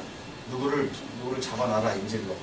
그래갖고 뭐 예를 들면 누구를 잡아서 놓죠. 그 판본이 많아서 잡아다 놓고 그 다음에 이제 반은 여기 와서 지하에 살고 반이 어딘 3분의 1, 어딘 4분의 1, 어딘 반밖에 해요.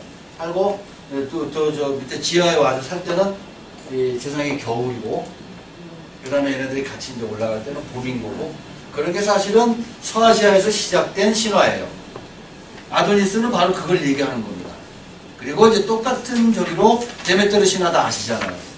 데메트르 신화 똑같이 데메트르가 페르세포네가 밑에 이제 지하로 이제 유괴를 당해갖고 불쌍한 것 같은데 사실은 보면 또 거기에 또 죽음의 저기 그 지하를 다스리는 매우 막강한 권력을 가진 여신으로 나중에 등장을 한 거네요.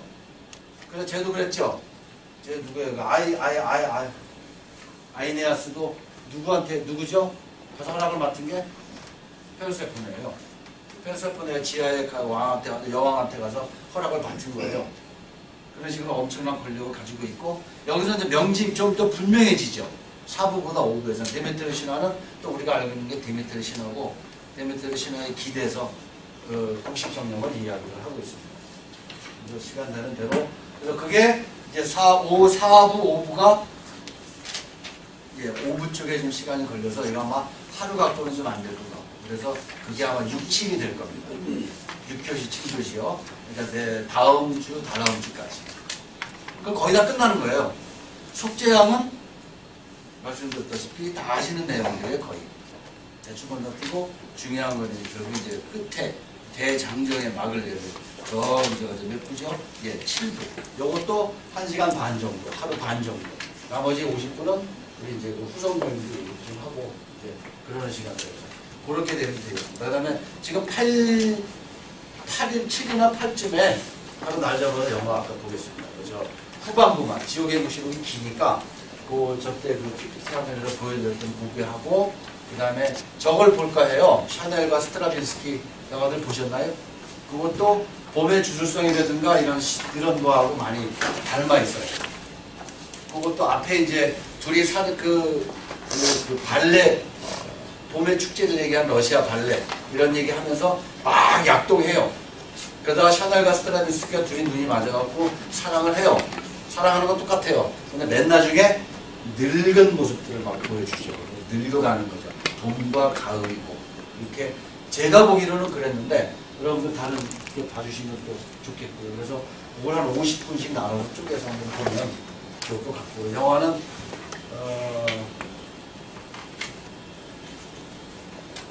이게 좋겠어요. 또 집에 가서 보시고요. 혹시 질문 좀 더 먹겠습니다. 여러분이 많이 와주셔서 좋고요. 같이 끝내죠.